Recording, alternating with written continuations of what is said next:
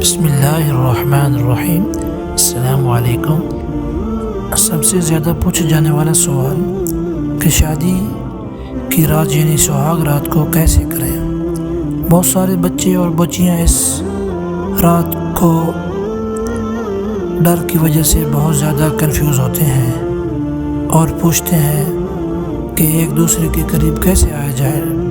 لڑکیاں آپ کو پتہ ہے شرمیلی ہوتی ہیں، وہ ایسی باتیں کسی سے نہیں کر پاتی، اور لڑکے تھوڑے سے نڈر اور بے باک ہوتے ہیں، لیکن پھر بھی انہیں ان سوالوں کا بھرپور جواب نہیں مل پاتا، کیونکہ وہ رات زندگی کی ایک اہم ترین رات ہوتی ہے جس میں اپنے شریک سفر کا اعتماد بھی جیتنا ہوتا ہے اور اپنے آپ کو منوانا بھی ہوتا ہے۔ یہ کہا جائے کہ آنے والی آپ کی زندگی کا دار و مدار اس رات پر ہوتا ہے۔ آپ کو پتہ ہے کہ نکاح کے بعد جو اولین کام اللہ تعالیٰ نے شادی شدہ جوڑے پر فرض کر دیا ہے، اور آپ صلی اللہ علیہ وسلم نے نکاح کے بعد جو کام فرض کر دیا ہے اسے مباشرت کہتے ہیں، یعنی کہ ہم بستری۔ باقی آنے والی زندگی کا پورا انحصار اس ایک رات کی مباشرت پر ہوتا ہے، کیونکہ لڑکی بھی ڈری ہوتی ہے، کچھ اس سے کہہ نہیں سکتی کہ میرے ساتھ کیا کرے گا، اور لڑکا بھی تھوڑا سا مزبذب کا شکار ہوتا ہے، کنفیوز ہوتا ہے کہ آیا میں لڑکی کا دل جیت پاؤں گا یا نہیں، وہ میرے قریب آ جائے گی۔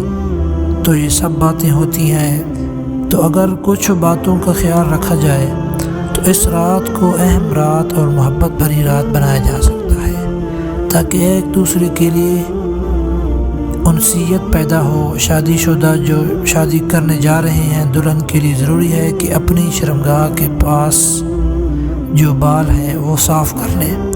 پھر جب رخصتی کے بعد دلہا کمرے میں داخل ہو تو دروازے کو اچھی طریقے سے لاک کر لے، اور خیال رکھیں کہ کمرے کے اندر کوئی ایسی جگہ تو نہیں جہاں باہر سے اندر کی طرف جھانکا جا سکے اور بے پردگی ہو، کیونکہ اگر ایسی کوئی بات ہوتی ہے تو دلہن اس بات کو بہت زیادہ مائنڈ کرتی ہے۔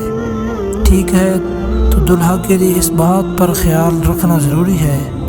پھر دلہن کو سلام کرے، اس کے پاس بیٹھے، دائیں ہاتھ سے اس کی بال پکڑ کر دعا پڑھے۔ دعا پڑھنے کے بعد اپنی بیوی کو منہ دکھائے، ایک اچھا سا تحفہ دیں۔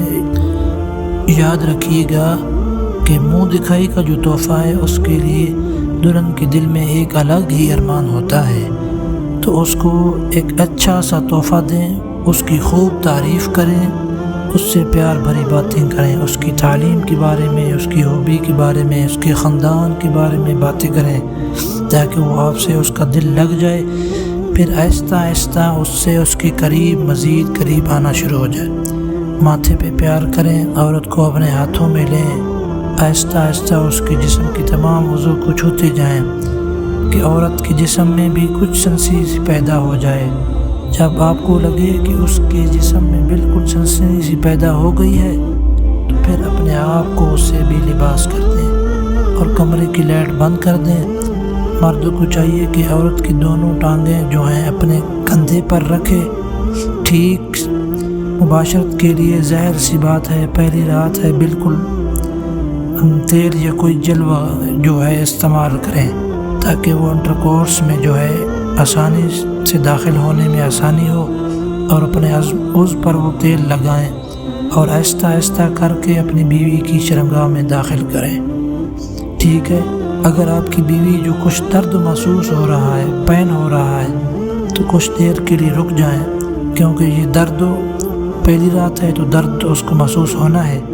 زبردستی والا معاملہ نہ کریں، کیونکہ ایک عورت جو ہے دلہا جو پھٹک جاتی ہے، ٹھیک ہے، تو تھوڑی دیر رک جائیں، احتیاط سے کام لیں، دوبارہ سے اس کو تیار کریں، پورا تیار کریں، اور اس سے پیار کریں، اپنی باتوں میں لگائیں، اس کی پیستان کو دبائیں، جسم کو چومیں، اور پھر دوبارہ کوشش کریں۔ پھر جب آہستہ آہستہ اس کو داخل کریں تو اس کو آگے پیچھے کر کے منی خارج ہونے کا وقت ہو جائے، یعنی کہ آگے پیچھے کریں گے تو تب منی جو ہے نا آسانی سے خارج ہو جائے گی، اور منی جب خارج ہونے کا وقت ہو جائے تو منی خارج کر دیں۔ اس کے بعد اس میں ٹھہر کر عضو کو شرمگاہ سے الگ کر دیں۔ پھر اپنے شرمگاہ اور اس کی شرمگاہ کو کپڑے سے صاف کریں اور دونوں غسل جنابت کر لیں۔ اگر دوبارہ ہم بستری کا ارادہ ہے تو اپنے خاص اعضاء کو دھونے کے بعد وضو کا اہتمام کریں۔ ایک رات میں ایک سے زیادہ مرتبہ ہم بستری کی جا سکتی ہے، لیکن اگر بیوی تکلیف میں ہے تو وہ درد اس کو ہو رہا ہے تو پھر دوسری مرتبہ نہ کریں، اس کا خیال کریں، کیونکہ اب وہ آپ کی ہے، جب چاہو جیسے چاہو کر سکتے ہو، تو زبردستی والا معاملہ نہ کریں۔